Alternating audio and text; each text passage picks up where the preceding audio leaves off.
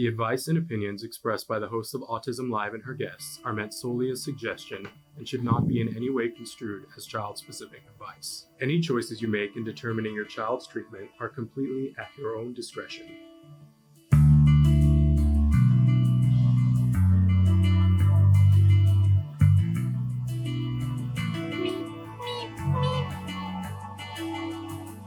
Good morning and welcome to Autism Live. I'm Shannon Penrod. So thrilled to be here with you this morning. I hope everybody had a wonderful Valentine's Day. We're really excited to be here this morning. I want to start with a little bit of a disclaimer. Well, let's start with thrilled to be here. If it's your first time here, thrilled that you're here. This is the Autism Live on the Autism Network. Our mission here is to provide information, inspiration, to that larger autism community that, of course, starts with individuals who are themselves on the spectrum, whatever words you use or they use. We acknowledge all those words because it's not a one size fits all, right? But we also include in our audience everyone who loves those individuals, who wants to support, be allies, be accomplices with those individuals, because we all believe in the rights of those individuals to be exactly who they are, but to have help and support with whatever they need along the way, which is a very individual thing. So that's what we do here. I want to say we're live right now on Facebook, YouTube, Twitter, about a dozen other sites. Our fabulous Chris Desmond is going to show you some of the different ways that you can be watching the show or downloading the free podcast, because we do the live shows and we do them with sound and video. So if you've been listening in podcast and you're like, I want to see what this looks like, you can do that by heading over to Facebook, or you can look at our very robust YouTube channel. We actually have two YouTube channels. One of them is Autism Live and the other one is Ask Dr. Doreen. And you can consume our content there all for free. We hope that you will. And then you can be watching if that is your thing. Or most of you choose the convenience of downloading the audio-only podcast. And that is available wherever you get podcasts for free. It is free. And I just thought I was missing an earring, but I'm not. We are thrilled that we're able to bring that to you free. Obviously, we're all adults. We know that is not cost-free. So to defray that cost, you will see that you will have advertisements on the podcast. We hope that you will embrace our lovely advertisers. I like to, whenever I'm listening to a podcast for free and I hear an advertisement, I go, woohoo, thanks for paying so I don't have to. Now, some of you would prefer not to have advertisements and you'd be willing to pay a little bit, you tell me. So if that is you, you want to go to glow.fm/autism-live. When you go there, it's $5 a month to get everything we do with the Autism Network. There it is on the screen, glow.fm/autism-live. And it shows up automatically. You don't even have to do anything. It gets sent to your inbox. And so you have all of the new shows that we do are available to you when we do them. And I hope that you enjoy that. I think we covered all of the disclaimers and things. So today is a guest-free show. We like to do a parent-to-parent talk whenever we have time to do it. We have archives of these that you guys can go and look and see. I try to give information based on what you guys are asking. So if I see a bunch of people that are asking the same kind of question, I go, oh, well, we need to do a video about that, right? So lately, a bunch of you have been asking. It's funny because we're right on the cusp of IEP season, where, for those of you who don't know, IEP, Individual Education Planner Program, that is your child's right at school. Let me give a disclaimer that, we've been hearing rumblings. The White House has said that at some point there's going to be an executive order that will dismantle the Department of Education. There's a lot of fear floating around about what that will mean and what it won't mean. And they keep saying that any day now we're going to get this thing, and yet we don't, which says to me, hopefully, maybe they're rethinking it. I don't know. But we're going to talk today as if the Department of Education still exists, because obviously I don't know the variables. I don't know what the executive order will say. I don't know what the plan is. So right now, today's date, what is today's date? It is Monday, February 17th, 2025. And right now, the Department of Education exists, and we have federal law that is IDEA that says that your child has the right to a free, appropriate public education.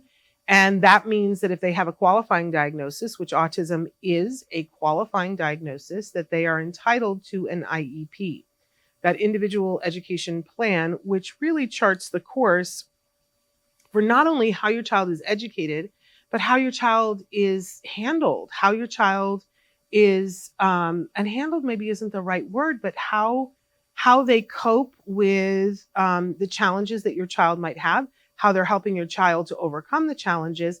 And let's be honest, sometimes the children, teens, and adults on the autism spectrum have behavior that is directly related to their diagnosis that can make it hard to access education in a public school forum.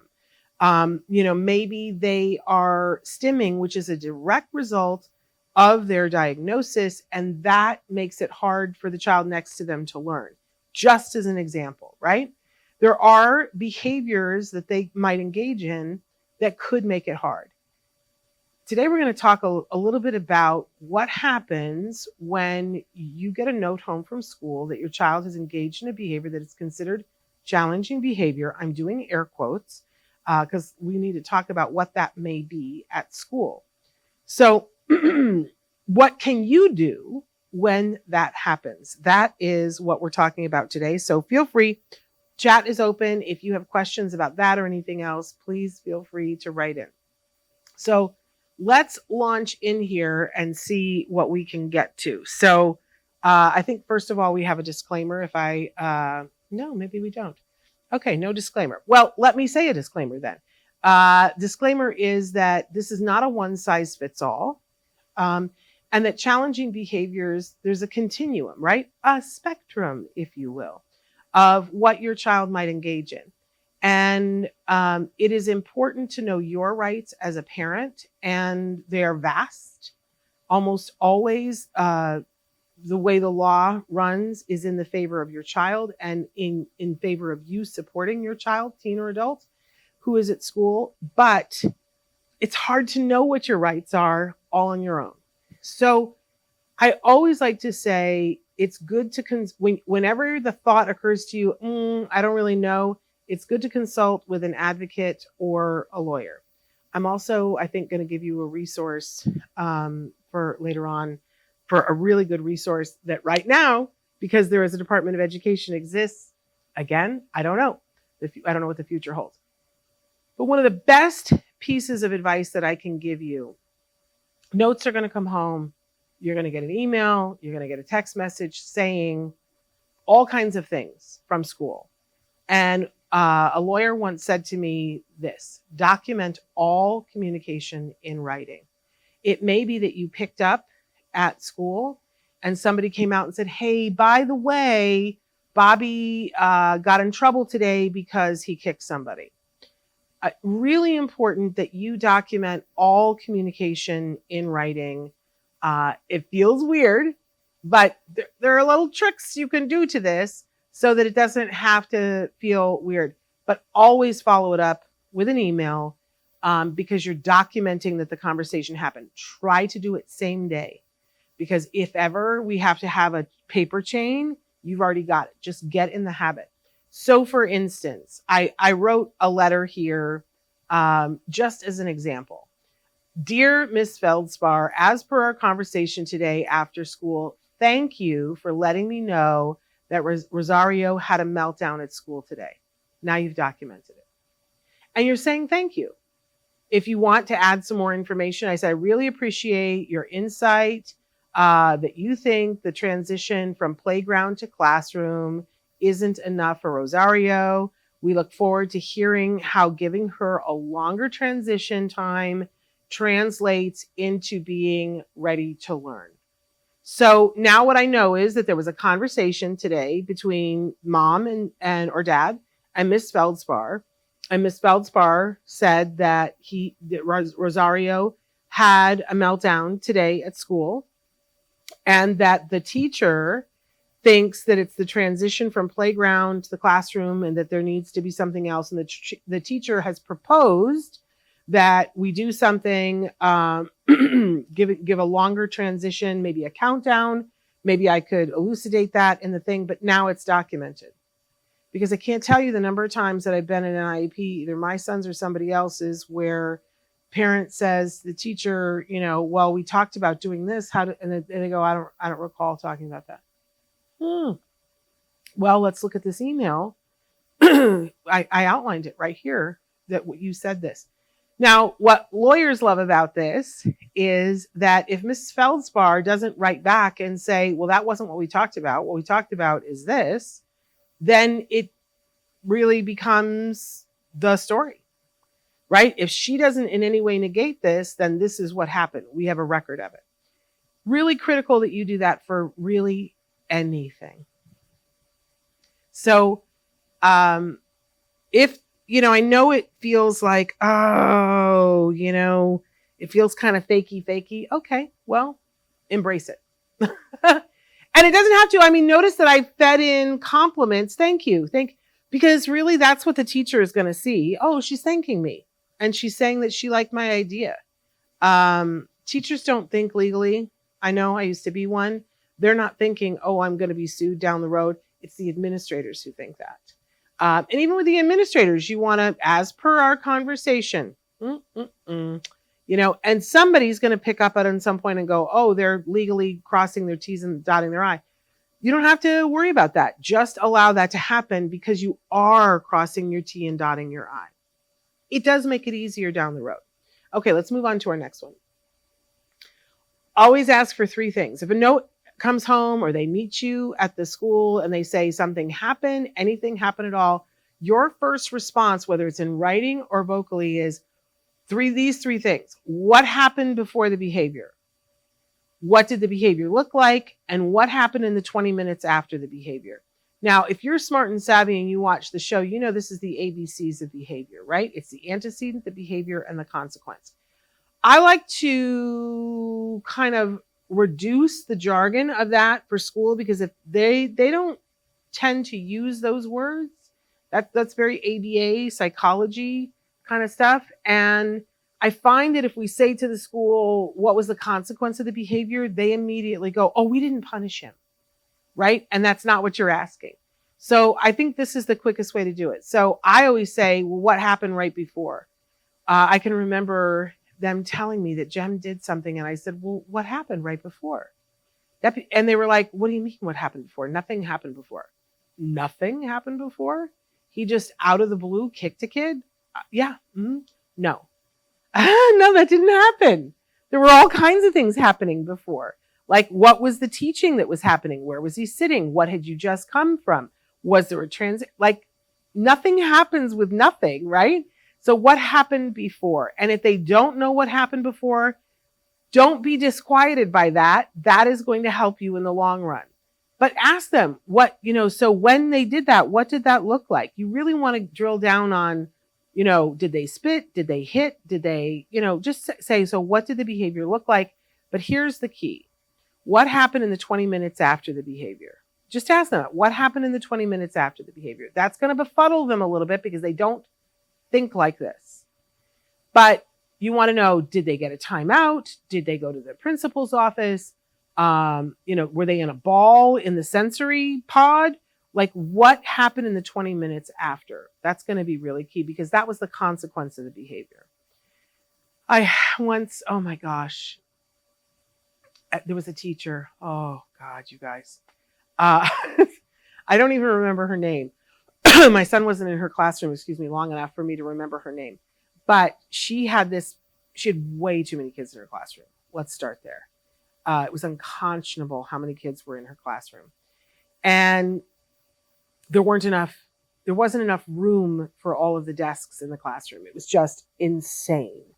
And so as a result, the only way that this teacher could make it work was that if you stood up from your desk and moved away from your desk, it was critical that you pushed your chair in because it was in somebody's way. Nobody could walk, nobody could do anything. It was simply, there were too many kids, too many desks in this small room, just horrible. And she was kind of militant about it. And it was this thing that if you didn't, she wanted to make sure that you knew because somebody was going to get hurt. I understood why, but her method of teaching the kids to do it, if you ever stood up and moved away and didn't push your chair in, she would make everyone stop, the entire class, and you would have to go and physically pick up your chair and put it in 30 times. Okay. And her whole theory was, now you won't forget it. It's completely in your body, but it's also humiliating in front of everybody. It is a punishment. Come on. And so my son had to do this, and it led to a meltdown because everybody was watching. It took him longer than everybody to do it. People were jeering. It was a traumatic experience for him. And I went to the school to talk to her about it. And I said, okay, I know this is your thing, but if this happens again, can you see how this is traumatic for him? Could we try something else? And she goes, oh, it's not a punishment. It's not a punishment. And I was like, yeah, it is. That's a punishment in front of everybody. There are ways you could mitigate that. If you really have to do it your way, can it be that he stays after school and does it with no one else watching? Oh, no, it's much more effective with everybody else. I'm like, it's a punishment strategy. She's like, no, I don't believe in punishment. I was like, yeah, you do. Yeah, you do. But if I had said to her what was the consequence of it, which is exactly what happened, and we get into the conversation. So what happened in the 20 minutes afterwards? It doesn't put anything on it where you're saying, I know, you probably didn't handle it right, which is often what the case is, right? So you need to get these 3 things and you need to ask for them in writing. If they're not able to answer any of these questions, this is a massive red flag. But I don't want you, again, to be disquieted by it because this helps you to lay the groundwork for more support in the classroom, i.e. a one-on-one aid. If the teacher has so many people in the classroom that they don't know what happened before, then we need some more support in the classroom. And the law is written very specifically that your child gets to have the amount of support that they need to be successful in the classroom. So if we've had a behavior and we don't know what these 3 things are, it seems very clear to me that this is an argument for more support. If we don't know what happened before, this would be solved by having more support. If we're not sure what the behavior looked like, my God, really? Then we don't have enough eyes on our kids. And if what happened in the 20 minutes after the behavior wasn't enough support to not nurture the behavior and make it happen more, but to effectively cut it off, then these are all arguments for me that we need more support in the classroom. So ask this, see if you don't get the answer, and ask it in writing. Okay, on to the next one. Because if any of those things really at any point, no matter, even if they wrote back and they had novels about what happened before and they were able to adequately describe what the behavior was, and even if you saw that they had a consequence strategy that seemed like it would work, the behaviors still happen. So my thing is to ask for an emergency IEP meeting immediately. If you get a note home that your child engaged in a challenging behavior and you wait, then what are we waiting for is my question. We're waiting for another note because it happened. And if we don't do something about it and it happens again, and then it happens again, what's going to happen, and I've seen this a million times, that eventually the school comes back and goes, this setting isn't right for the child. And now the child lose their placement in this setting that was right for the child. And your child has the right to more support to be in that setting. We always want to fight to stay in the setting with the right support, unless we see that the setting really isn't right. But that would be another thing to talk about during the emergency IEP meeting. Good morning, Autism Journey with Elijah. I see that you're here. I'm so glad you're here. So we always want to ask for an emergency IEP meeting, and then we want to go in, and there's a lot of things that we can ask for. I think one of them is on the next slide. No, it isn't. Okay. We'll get to it eventually. But I do think that it's critical now, even before a behavior happens, that you volunteer in the classroom. Now, I talk about this a lot on the show. This shouldn't be new to anybody that's been here before, that you always, You want to stay in a good working relationship with the school. And I don't know of anything that does it more efficiently than this, volunteering in the classroom. But it's also sneaky, right? You see all kinds of things when you volunteer in the classroom. You will see exactly what's going on. And if you don't volunteer in the classroom, you're always taking somebody else's word for it, which isn't efficient. So volunteer, find a way. I know you guys are so busy. You have other kids, you're working, but volunteer in the classroom so that you can get eyeballs on what's happening. Parker says, how about in an adult setting, employment, day rehabs, day programs, etc.? It's a whole different set of rules, and you don't have the protections, Parker, that you have with an IEP. It doesn't mean that there's no protections, but I think it some of this pathway is the same. If you're seeing a challenging behavior that's happening in a day classroom, don't let it go. Meet with the staff, come up with a strategy for how it works. You just don't have the legal gravitas behind you that you have when you're in the public school system. Usually with a daycare or an adult program, there's a funding source that's paying for it, right? And so I would think and hope that the daycare would care enough about their clients and want to keep that client that they would work with somebody. But I imagine they have a waiting list, and that if somebody's engaging in a challenging behavior, it's all too easy to just say, we can't work with that behavior.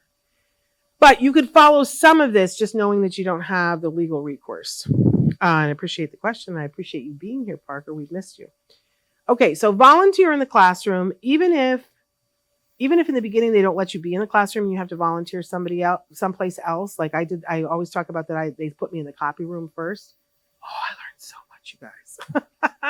You get so much information in the copy room. So volunteer in the classroom. It's good for your child. It's good for you. It's good for the relationship with the school, and it's good to have eyes on things. Let's go on to the next one. Okay, this was the one I was hoping for.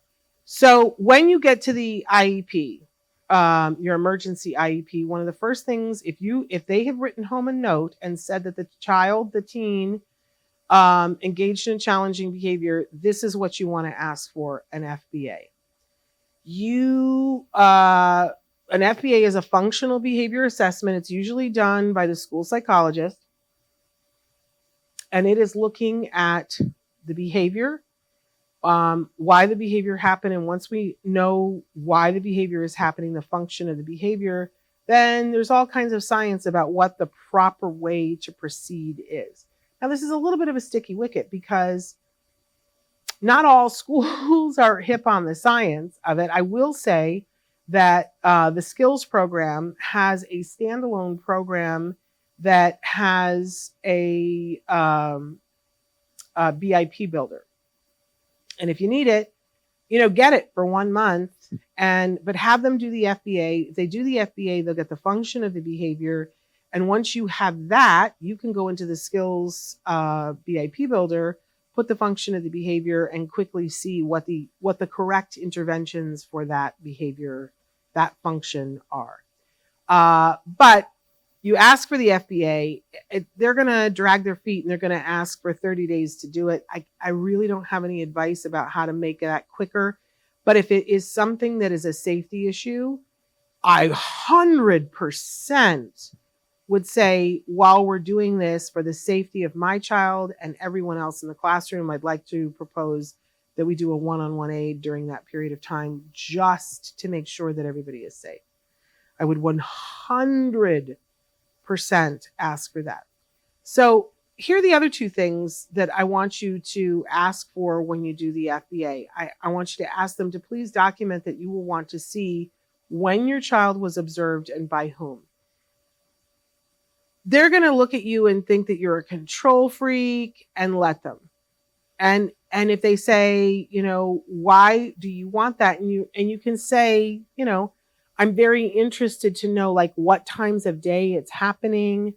I want to make sure that we get a varied, and that you're talking to the teacher about when it's happening. And I also want to know who's taking the data. And you can say, is that weird? Is there anything like that's just very curious about that. I wouldn't say much more than that. That's not really why you're asking for it. This is sneaky, but every time that somebody observes your child, if you have a record of it, them observing your child, first of all, you're going to see was it actually done by the school psychologist or was it done by the teacher. Teacher can't take good data and teach. That's crazy. So critical that you know who took the data, but also to get they'll be thrilled to fill out the documentation and say, oh, we observed them for 20 minutes here and they're going to prove to you that they really did a thorough FBA. But here's the key. Later on, if you disagree with anything, you have a right to have your expert come back and watch your child the exact amount of time that their expert did. They forget that all the time. And normally, if you ask to have your expert come in and observe your child, they'll say, oh, you can have 20 minutes and our expert has to be there at the same time. But if you have them document this and don't tell them that's why you're documenting it, and later on you say, I have a right to have my child observed by my expert the exact same amount of time. Oh, you've caught them with their pants around their ankles. Autism Journey with Elijah says the teachers and administration will be mad or upset with us if we say something. They like the control, and if you say something, they seem to become defensive on certain issues. It's okay, I think, because are the only ones that advocate for our kiddos anyway. Don't feel bad. Continue doing what you're doing. It's going to be okay. I love this advice. Yeah. I think that sometimes they're mad or upset when you ask something. But I think that's a red flag. I really do. I've seen a lot of teachers that if you ask something and ask a question, that don't get defensive, that are like, oh, that's a good question. And can I ask why you asked that? And how can I help your child? That's what a good teacher says, right? I've seen good administrators who say, who will cut to the chase and say, I see that you're a really, on it parent and we want to support your child. Let's work together, right? But I've seen people get defensive. And my question is, why? Why? You're working in the field of education, which is about learning. Are you saying you already know everything? That's just a ridiculous response to me. So it's a huge, huge red flag when somebody doesn't want to answer questions. Parker says the volunteering thing is so hard to do, especially in middle high school setting. People get bullied easily when the parents are in the classroom that are not supposed to be there. I think it's key, Parker, to think about when to volunteer and how to volunteer. So when it's grade school, it's super easy because you can go in, you can be the room mom, and everybody loves that. And you do the holidays and, everybody loves that. You're there to help with the art projects. Everybody loves that. You're right, though. When it's junior high and high school, it's a lot harder, but you can still volunteer. It may be that you're volunteering at events, right? And I do think that there is some bullying that comes with, I think you're right. But I think if it's done in the right way, that everybody is like, oh, that's super cool. So if you're adding something to the conversation as a parent, like when my son was in junior high, I know I volunteered at all the school dances. And maybe some of the kids thought that was weird that I was there at the school dances. But most of the kids were like, it's so cool that your mom is here, And because here's the thing, I'm realizing I had already volunteered and directed a play with most of those kids. They were happy to see me. They already knew me, do you know? But in high school, they didn't already know me. And I volunteered all the time when my son was on the robotics team. I was the mom who brought the snacks. Oh, well, if you bring the snacks, you're popular, right? They're like, oh, is your mom coming today? Did she bring the Starburst? It's you got to think about how are you adding value? And if you're adding value, the kids love that. Parker says some people just don't do FBAs. The 10-day out, 1-day thing is a huge issue. We're going to talk about that in just a second. And they have to do FBAs. If you're in a public school setting and you ask for an FBA and they refuse, get that in writing and get a lawyer. because they have to. They have to. Autism Journey with Elijah says, my son's IEP meeting 2 years ago had the teacher, the principal in the meeting. Never had that happen. That was a red flag. I took him out, felt weird, and I felt I was backed into the corner. That's interesting because every IEP that I ever went to, either the principal or the vice principal was there, and the RSP teacher was there, and like it was 10 people always. But always the vice principal or the principal. A lot of times they can be the people that are on your side. Depends. I mean, I've had some really good principals and I've had and some good vice principals, but I've also had the opposite too. Oh my gosh. When my son was in junior high, the principal, woo, control freak. Woo, she was a problem. And she came to one of my IEP meetings and we did not see eye to eye, and that was not good. And I remember saying to her, I'm going to call the AFL-CIO on you. And she didn't come to the meetings anymore. I don't know. I don't blame you at all for taking your child out, because if you are with a school and you're in a meeting and you feel that it's going to become more about the argument than about your child, if you have the wherewithal to take your child out of that situation, blessings upon you. I couldn't, so I stayed, and it was a 2-year thing, and I was hedging my bets, and I was like, I'm going to fight through this because I thought that I could win, and I did. But sometimes it's not worth it. Your health and your child's time, it's not worth it, and you got to weigh that. The law is on your side, but I've seen people get dragged through the courts by a principal who was not going to be wrong. Ooh, I don't like those people. Those people should not be. So I think you were absolutely right to do what you did. But I also want you to know and to normalize for you, it's very normal for the principal or the vice principal to be there. Very, very normal. Especially if they think that you're asking for a lot, because that's going to come out of their budget. So in any case, let's go on to the next one. So once they've done the FBA, they're going to create a BIP. A BIP is a behavior intervention plan.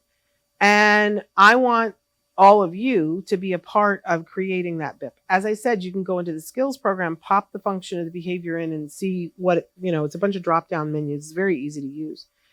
And I love it. And, sign up for a month and then cancel the subscription after you've got the BIP. It's there. Do that. But if that's not what you're going to do, in any case, go to the BIP meeting and sit there and think about what needs to be in that BIP. And I think I have it on the next slide. This is the problem when I make the PowerPoint too far in advance. Yeah, there we go. Great, I did. Okay, so here are the elements that need to be in the BIP. First of all, the function of the behavior has to be there, or we're dead in the water. If they're making a BIP and there's no function of the behavior, you're dealing with people who don't know what they're doing, and you should say that to them. Nicely, but say, we need to get a school psychologist in here. We need somebody, we need the function of the behavior, but we need to be considering what skills need to be taught, because whenever somebody is engaging in a challenging behavior, there is a way that we can, I don't want to get into the whole science of it, but some need of theirs isn't being met. And they didn't have another way of communicating it, so they engaged in the challenging behavior, no matter what it is. So we need to beef up their communication skills so that they can learn how to advocate for themselves. Now, when we think of the myriads of the different things that are happening, this would be so different depending, and I'll give you an example in a minute. But I love how I spell. So also critical for a BIP, there has to be an antecedent modification. That is not how you spell modification, sorry. There has to be a replacement behavior, there has to be a consequence strategy, and there has to be a meaningful reward strategy. So let's get an example. So let's say that Bobby is kicking. And so the note has come home, it says that Bobby has kicked another kid in the classroom. And we immediately say, what happened before?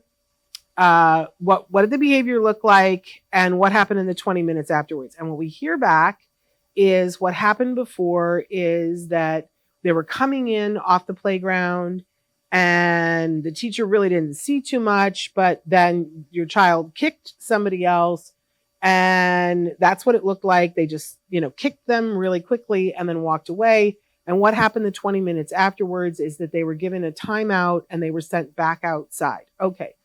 And we asked for the emergency IEP meeting and we asked for a functional behavior assessment. The team came in and looked and they found out that the function of the behavior was that the child wanted to escape the interaction that was happening with the other boys coming in from the classroom, that somebody was saying something to him, whatever, and that they get very nervous when the pack of kids with all that energy comes in and they feel like they have to defend themselves. So not only did they do it so that they would stop, but then the teacher gave them a timeout and sent them back outside, winning, right?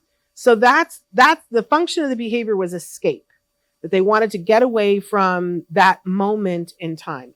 Fabulous. So now we're going to create this BIP. What are the skills that we need to teach this child? We need to teach the child how to advocate for themselves coming in with all that energy. Like maybe they need to learn the phrase to say to another boy, stop that. Or probably more effective, if it's a bullying energy, they need to learn self-talk to say to themselves so that they're ignoring that. But there are also strategies for bullying that, saying to somebody, okay, and making it like it's no big deal. So it takes all the gas out of it. We're going to teach the child whatever we need to teach them. Maybe they need to go to the teacher and say, can I have a moment? Right? Maybe we need to teach them the strategy of hanging back, let all the energy go in and you be the last one in the classroom. We're going to decide what's effective for this particular individual in this particular classroom. We're going to teach them those skills. So antecedent modifications, these are the things we're going to change before the behavior happens. Maybe we're going to give them a countdown on the playground. Maybe we're going to let them come in first. Maybe we let them come in last, but this is going to be our antecedent modification. We're going to change something before the behavior happens. We're going to create replacement behaviors for them to do rather than kicking, so that if it gets to that point, whether it's a phrase or something that they do or tell the teacher, something to replace. And then we're also going to have a consequence strategy for if the behavior happens, if everything else failed and the behavior happened, the kicking happened, what is the right thing? Obviously, sending them outside to take the break is the wrong thing because it reinforces, hey, I need a break, so I'm going to kick, right? So we would instead separate them in the classroom and they don't get the break, right? And then, of course, we want a meaningful reward strategy for every time that the child, whatever it is, whatever skills and antecedent modifications and replacement behaviors we taught them, when they're using them. If the child says, hey, I'm going to be the last person in the door, if that's the strategy that we came up with, and the child does that, that they get some sort of a meaningful reward for having advocated for themselves. Let's do one more example of an entirely different behavior.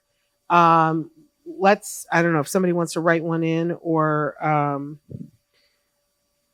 I was hoping somebody had one. But what's a behavior that you would see in the classroom? Let's say the child is, I'm trying to think what we get notes about all the time coming home. Let's say that the child is stealing things off of desks. Thank you, Parker. So they're stealing things off of desks. This is what we have heard. This is what's come home. We asked what happened before.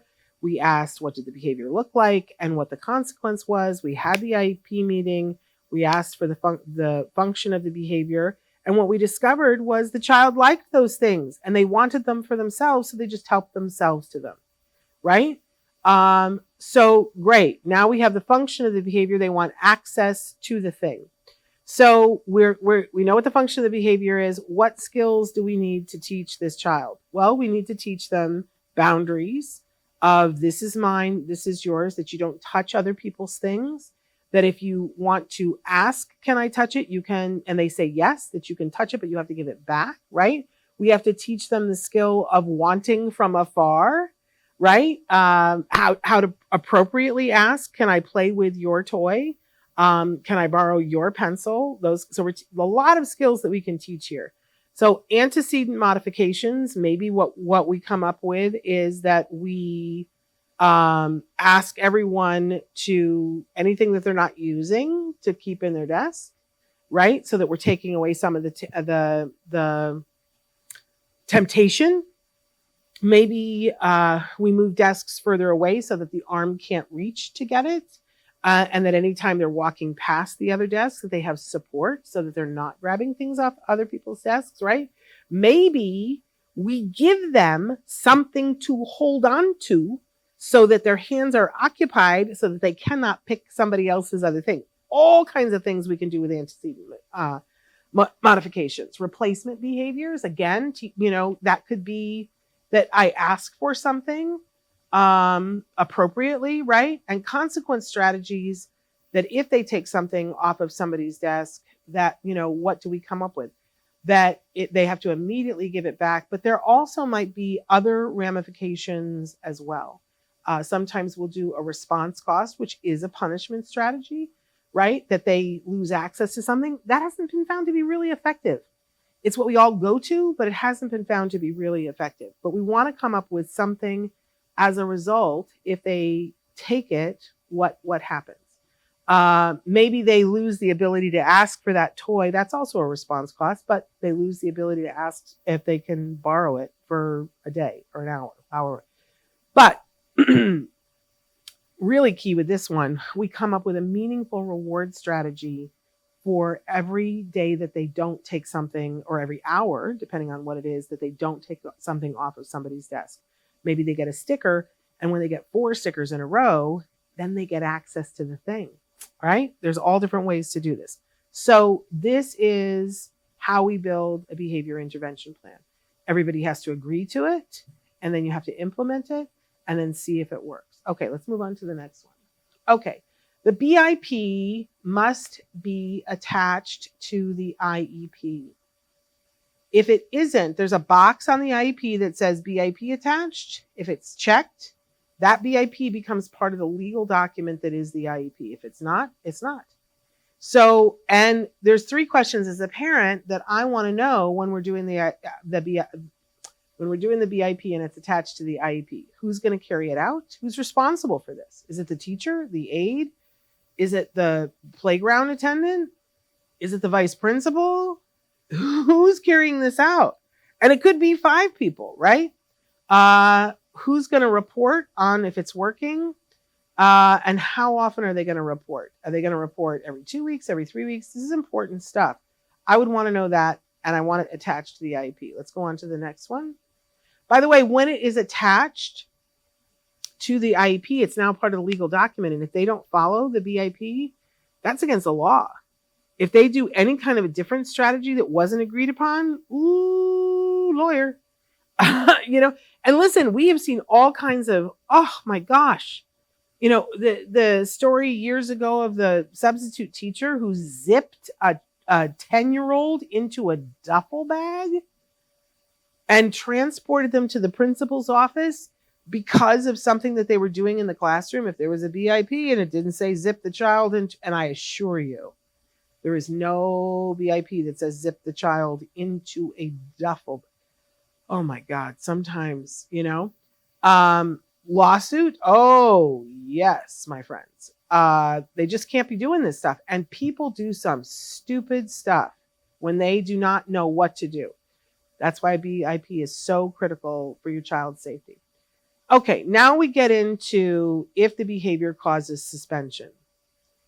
If your child has done a behavior that they say, yep, we just can't have them at school for a couple of days, whatever, we're suspending them. It is critical to know that their IEP still has to be carried out. Everything that they need to be doing to educate your child still has to happen. So your child has a half hour of speech every week. Well, they better look like sending the speech therapist to your house or doing it by Zoom or something. They can't just not do it, right? If your child has an IEP, their suspensions cannot equal more than 10 days in a school year. So if they suspend them for 2 days in September and 3 days in October, and they keep doing this, if you get to 10 days, it's time to look at something else. If 10 days are reached, there must be a manifest determination meeting.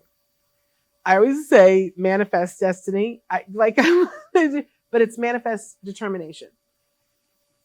If your child's been suspended, it really becomes a thing where you have to be the protector.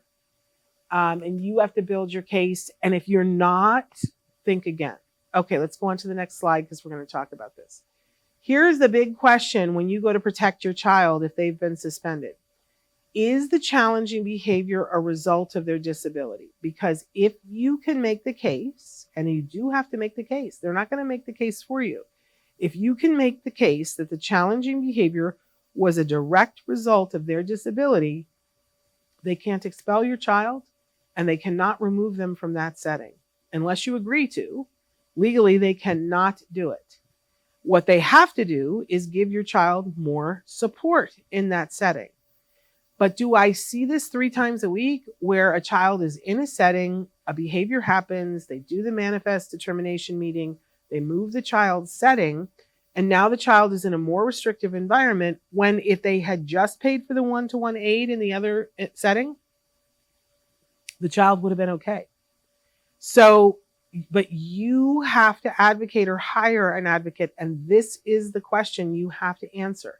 And if you answer this correctly and you prove that the behavior was a result of their disability, your child is Teflon. They can't do anything to them except add support.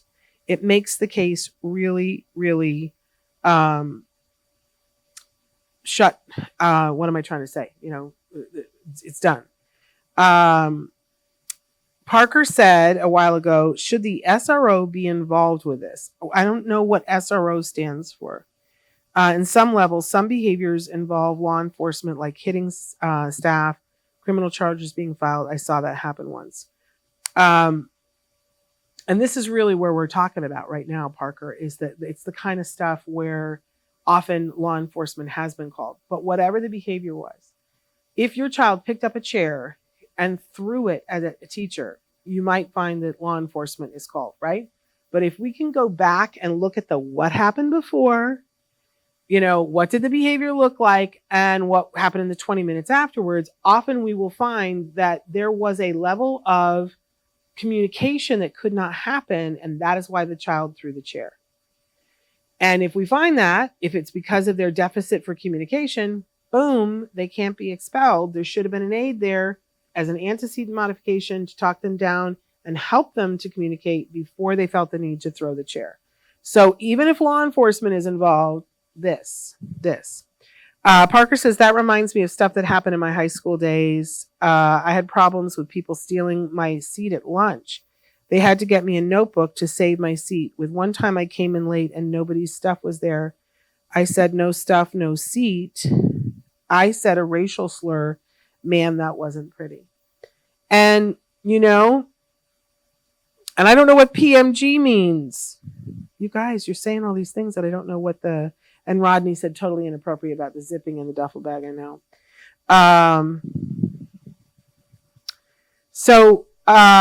Parker, I'm so sorry that happened to you. And what we find often is that the explosive and inappropriate behavior of somebody on the spectrum is a direct result of somebody who is engaged in handicap harassment, which is a very specific kind of bullying. We find that a lot of the rest of the time, it's that there wasn't a way for them to communicate what they needed to communicate. So they cannot be penalized for that, right? And, the school will argue, well, they got to a point of frustration where they said this very inappropriate thing. We on a weekly basis, I get phone calls from kids who are on the playground and say, I'm going to kill you, right? And they're suspended because there's a zero tolerance policy for threats and negativity.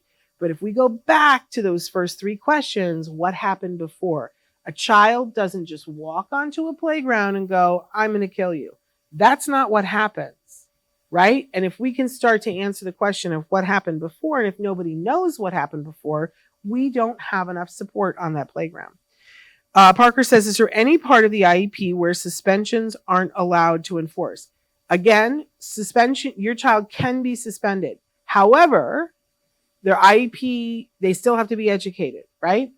But the suspensions can't be more than 10 days. SRO means school resource officer, the police officers in school. Oh, I see. I'm just not hip to the... I would want, if I was a parent and I had a behavior intervention plan for my child and we were seeing that there was an escalation of things, I would ask the school and say, I would like for the SRO to be a part of this and to understand that this is my child and this is what's going on. And I don't think you have to get to that point. I remember when Jem was in junior high, one of the things that I always say when you're going to a school, I encourage you to take your student and do a walkthrough when the other kids aren't there before the first day, right? So we went in the summer and we made an appointment with his guidance counselor and we walked the school and just saw where the layout for things were so that he had an idea of where things were.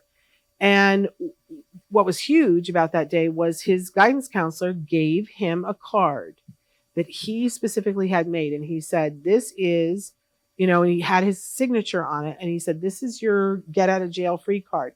If you are ever in a circumstance in which you and you don't have the words, but you need an out, you hold up this card. And he said, let's find a specific place in your backpack where you always know where it is. And it's always with you. And you hold up that card and the entire staff knows you get to come directly to my office and you come to me and we'll talk it out. I loved that. And all of the staff knew, all of the SRO people knew, somebody holds up this card. We stop everything. We don't discuss it there. We let that child go. That was an antecedent strategy that prevented other things from happening. He knew if I need that, I got that card. And I think that's wonderful. Yes. Autism journey with Elijah, said, oh, Parker, I'm so saddened to hear this. I am too, Parker. I'm sure that was traumatic for you. I want to point out that you survived it and you're here to tell the tale. And I'm going to guess that, it was rough and that your parents had to go in and advocate for you. That's a hard thing. He says, thanks, but now I'm an adult. That was over 10 years ago. I deserve to get punished for it. Well, I appreciate that you take responsibility for having said something that was inappropriate, Parker. I appreciate that you understand now that was inappropriate. I go back to what happened before and feel very strongly that, that would not have happened had other things not happened, had you not been bullied. He says, looking back now, I was a butthole then, and it was my IEP person that came up with the notebook idea.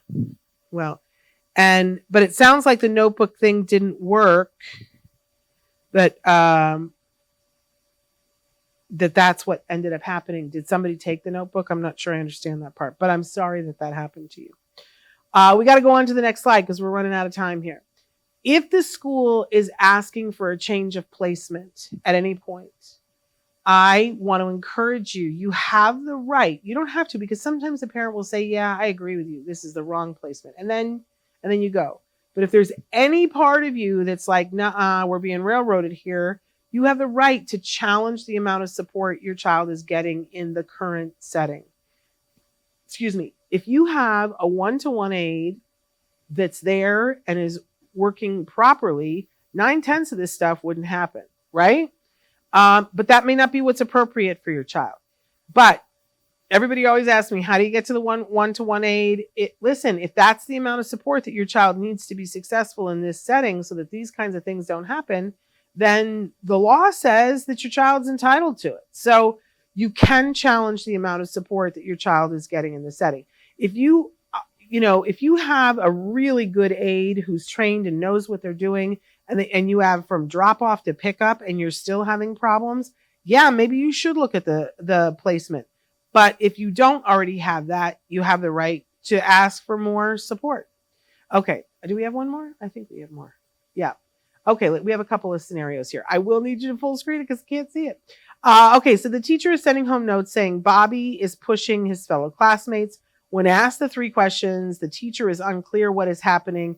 And my solution is that you ask for a 1-to-1 aid. You make the argument that, we're starting to see some challenging behavior and some aggressive things happening. And when I ask the teacher, and say it nicely, the teacher is doing all that they can, but they don't have eyes in the back of their head. They're responsible for teaching. My child needs some more support in the classroom. We don't even know what's happening. And ask for the FBA, but you can ask for the aid and say, I'm just asking for it for the next 30 days while you're doing your FBA, or the next 60 days, right? I am the queen of asking for a 1-on-1 aid and saying, I don't need it forever. I just need it for this period of time while we figure things out. Let's give this child their best chance.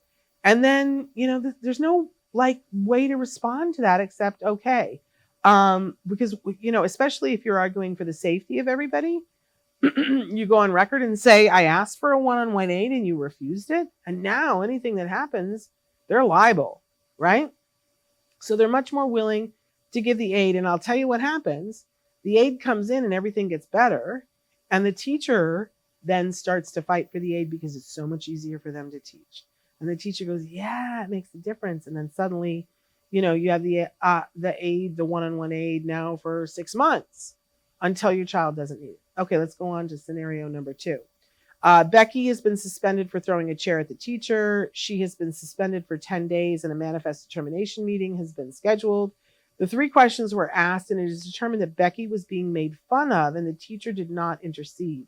The argument at the manifest determination meeting is that Becky was being bullied and needs more support in the classroom, not a change of setting. This happened as a result of her disability and it should not be held against her. Okay, do I have another slide? Yes. Work the system. The laws are in place to support you and to support your child. So you work the system, you don't let it work you, and you remember on a daily basis, you stand tall in front of the mirror and you look in the mirror and you say, I am my child's best advocate. Now, I hope I have some resources on the next slide for you. I do. Okay. Here are 2 great resources for you. The first one, again, is there now today. I cannot guarantee for you that the funding that these places are not going to be closed next week because it comes from the federal government. And it's called parentcenterhub.org. There is at least one in every state in the United States. I encourage you to go on those sites, make an appointment, go in and see them. They will tell you what your rights are. They will give you lots of resource material. And if they feel that you need a lawyer, they will give you a list of lawyers locally that they've worked with that they feel are good. Now, I also love COPAA.org. That's the Council of Parent Attorneys and Advocates. They are all attorneys and advocates who have had to advocate already for themselves or for a family member. I cannot speak to each individual one. You have to vet these people for yourself. But generally, instead of just saying, go find a lawyer, I would start. If you need a lawyer, I would either ask for the list from the Parent Center Hub that's closest to you, or I would go to COPAA.org. You can put in your zip code and they will show you who those people are. You're going to have to vet them either way and talk to them and say, here's my case. Here's what's happening. Can you help and support me before you pay anybody anything? That is my advice on that. But I want to be clear that when the note comes home and they say that your child did something at school, it just used to madden me because I would think, I want the information. I want you to tell me what's going on, but I would feel whatever the opposite of empowerment is. Because what am I, like the mom from The Incredibles? My arms don't stretch from home into the classroom. Like how, you're the people who are supposed to be fixing this, but often they aren't. So what I really hope that you got today are some resources of what you can do, what's in your arsenal to empower you to advocate for your child, to please don't just go, well, I hope it all works out. Because what you will quickly find is that your child will lose their setting, or that's not the worst thing that can happen. Your child can become demoralized. Your child can be bullied. Your child can lose self-esteem. If your child is engaging in a challenging behavior at school or something that the school considers challenging, because I don't always agree with what is challenging, right? But if it's something that school is saying is challenging, something else is going on. Your child is not behaving in a vacuum. If they are engaging in a challenging behavior, it's because something is not right. And we need to make it more fair for them. We need to help them to advocate for themselves by advocating for them from home. Parker says charter schools are popping up like weeds now. They are all eligible to help with IEPs. Yeah, I mean, eventually when my son went to a high school, he was at a charter high school that was part of LAUSD, but that meant, and believe me, I researched this extensively before we agreed for him to go to school there, that his IEP was enforceable. If you're going to a charter school or a private school, make sure that your child's IEP is enforceable. That's why the Department of Education exists. I don't know what's to come, you guys, but we're watching closely. We'll let you know when we know what we know. Until then, we continue to advocate for our children and make sure, shore up your IEP. I don't know what's coming, but let's do right by our children today. Okay? You are your child's best advocate, and who would be better than you? You're amazing, and you are not in this alone. Use the 2 resources that I gave you to the best of your ability, and remember to ask those 3 questions. If nothing else, it will help the school to start thinking, oh, well, what did happen before he kicked him? Because they don't think of it that way. They go, your child kicked him, that's completely inappropriate. Well, I go back to Temple Grandin. Temple Grandin talks about being expelled from school because she threw a book at a girl.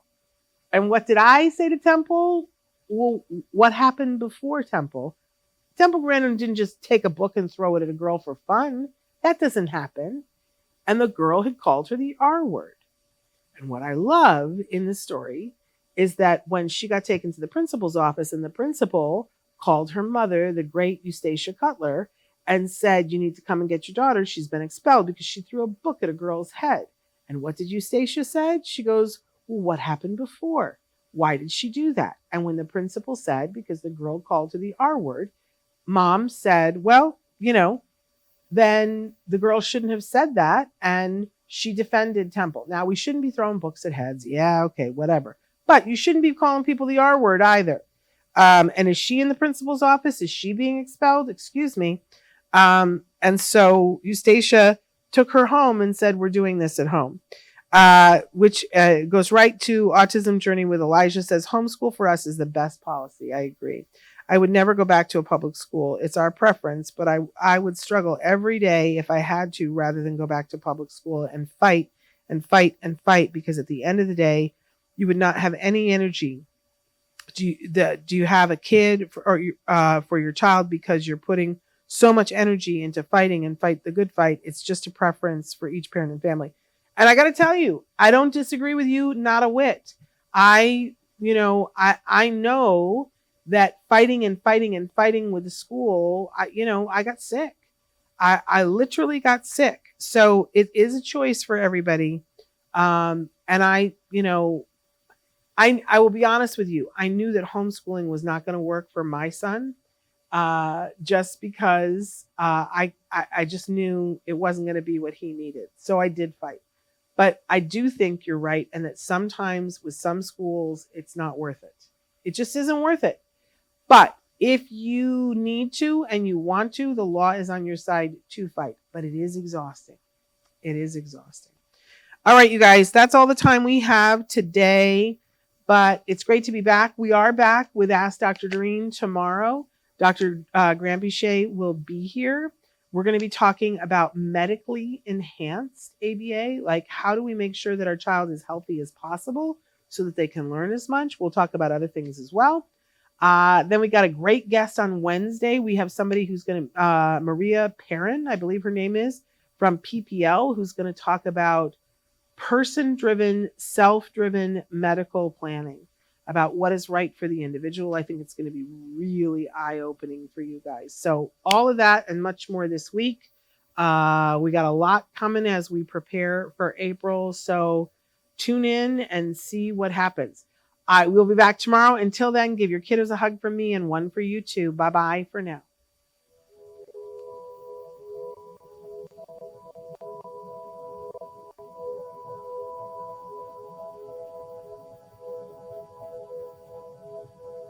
If you found anything helpful in this video, please give us a like. In fact, make sure that you smash that subscribe button on YouTube and give us a like on Facebook.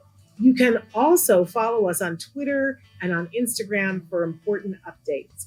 And please download our free podcast wherever you get your podcasts. Thank you so much. See you next time.